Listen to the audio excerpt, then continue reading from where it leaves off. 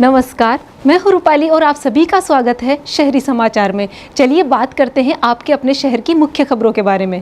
सीकर 7 मई भारत पाकिस्तान सीमा पर तनाव के बीच बुधवार को सीकर में जिला प्रशासन ने किसी भी आपात स्थिति से निपटने की तैयारियों को परखा।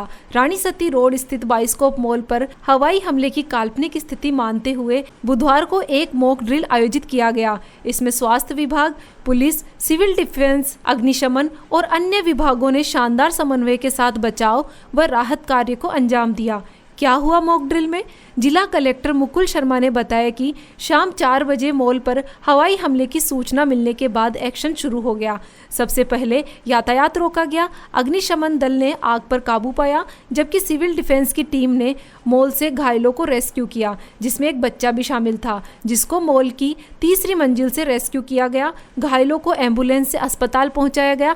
काल्पनिक स्थिति में 2 लोगों की मौत और 8 के गंभीर रूप से झुलसने की बात कही गई, जबकि 13 घायलों को सुरक्षित निकालकर कुल 23 का रेस्क्यू किया गया। जिला कलेक्टर मुकुल शर्मा और पुलिस अधीक्षक भवन भूषण यादव ने अस्पताल में पहुंचकर घायलों का हाल जाना और स्वास्थ्य विभाग को हर संभव चिकित्सा सुविधाएं देने के निर्देश दिए। मॉक ड्रिल में ADM Ratan Kumar, ADM city Bhavna Sharma, additional SP Gajendra Singh Jodha, SDM Sikar Nikhil Kumar सहित कई अधिकारी मौजूद रहे। प्रशासन की एकजुटता का प्रदर्शन। यह मॉक ड्रिल प्रशासन की तैयारियों और विभागों के बीच तालमेल का शानदार नमूना रही। पुलिस, चिकित्सा एवं स्वास्थ्य विभाग, सिविल डिफेंस, स्काउट गाइड और नगर परिषद की टीमें भी इस दौरान सक्रिय रही। इस दौरान नगर परिषद सीकर राजस्व अधिकारी प्रमोद सोनी, राजस्व अधिकारी महेश चंद्र योगी एवं समस्त अधिकारी एवं कर्मचारी मौजूद रहे। ब्लैकआउट पर जोर। जिला कलेक्टर शर्मा ने बताया कि हवाई हमले की स्थिति में ब्लैकआउट होना बेहद जरूरी है। सायरन बजते ही लोगों को बिजली बंद कर सुरक्षित स्थान पर जाना होगा। वाहनों की लाइट बंद कर उन्हें सड़क किनारे खड़ा करना होगा। उन्होंने सीकर वासियों से ब्लैकआउट अभियान में सक्रिय भागीदारी की अपील की।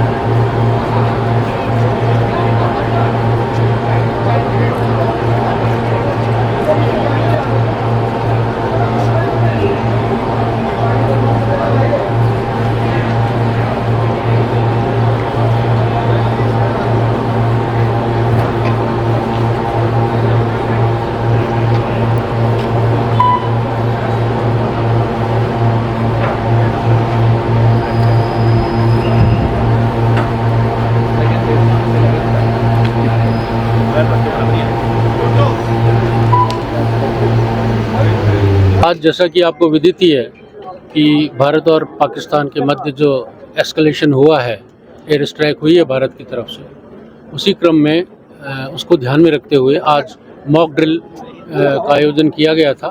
और यहाँ इस मॉल में हमने मॉक ड्रिल की थी। लगभग 4 बजे हमको सूचना प्राप्त हुई और इसके बारे में हमने किसी को बताया नहीं था, स्थान के बारे में, और तुरंत ही त्वरित गति से अग्निशमन, नगर परिषद से, हॉस्पिटल से एम्बुलेंस और वो सब के सब और बाकी समस्त अधिकारी यहाँ उपस्थित हुए। ट्रैफिक को रोका गया और यहाँ से रेस्क्यू करने का जो उपक्रम था वो प्रारंभ किया गया। जो हमने मॉक ड्रिल की उसमें 2 कैजुअलिटी हुई हैं, 8 बहुत ज़्यादा बर्न केसेस हैं, 18 उसमें उनको हमने रेस्क्यू किया है और टोटल 23 हैं इस तरह के।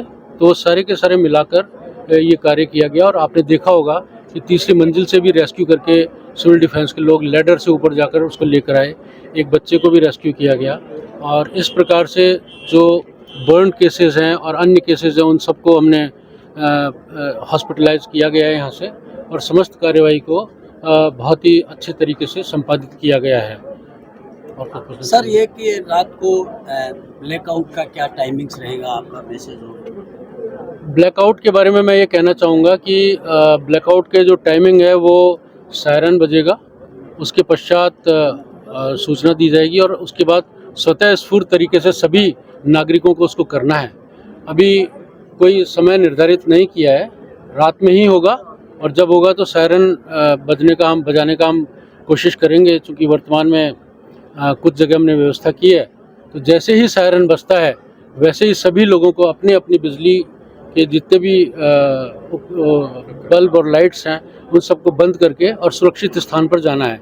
ये प्रक्रम रहेगा और लगभग 20-25 मिनट का रहेगा ये सारा का सारा।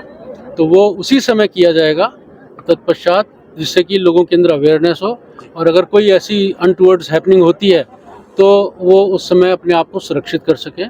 जैसा कि बार बार बताया गया है, उच्चाधिकारियों के बारे में भी बताया, उच्चाधिकारियों ने भी बताया है कि जो प्रिपेयर्डनेस होती है वो सबसे महत्वपूर्ण होती है। अगर आप बहुत अच्छे से प्रिपेयर्ड हैं तो फिर आप जीत भी लेंगे चीज़ों को।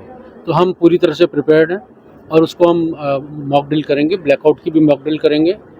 और इसके अंदर उद्देश्य सिर्फ इतना ही है कि जो भी जन सामान्य लोग हैं वो इसको समझें और स्वयं लाइट अपनी बंद करें, जिससे कि उनको पता रहे कि लाइट भी बंद करनी है और सुरक्षित स्थान पर भी हमको जाना है।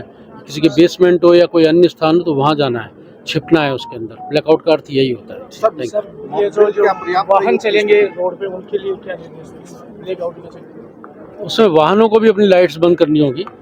तो जो भी जैसा कि मैंने कहा, ब्लैकआउट का मतलब होता है कंप्लीट ब्लैकआउट, किसी प्रकार की कोई रोशनी नहीं रहेगी। अब पावर हाउस से बंद करके भी किया जा सकता है, लेकिन बहुत जगह सोलर के कारण भी लाइट जलती हैं, हमारे इन्वर्टर्स भी होते हैं, सब कुछ होते हैं, लेकिन उससे प्रैक्टिस नहीं हो पाएगी। इसलिए हमने अनुरोध यही किया है कि हम स्वतःस्फूर्त तरीके से सभी लोग अपनी अपनी लाइट्स को बंद करेंगे, जिससे कि एक मैसेज जाए जनता के अंदर। जिस तरह की अभी विषम परिस्थितियां हैं उससे हम सभी लोग सामूहिक रूप से लड़ सकें और सुरक्षित रह सकें। आज के लिए बस इतना ही। अब आपसे मुलाकात होगी कल शाम। तब तक स्वस्थ रहिए, खुश रहिए। नमस्कार।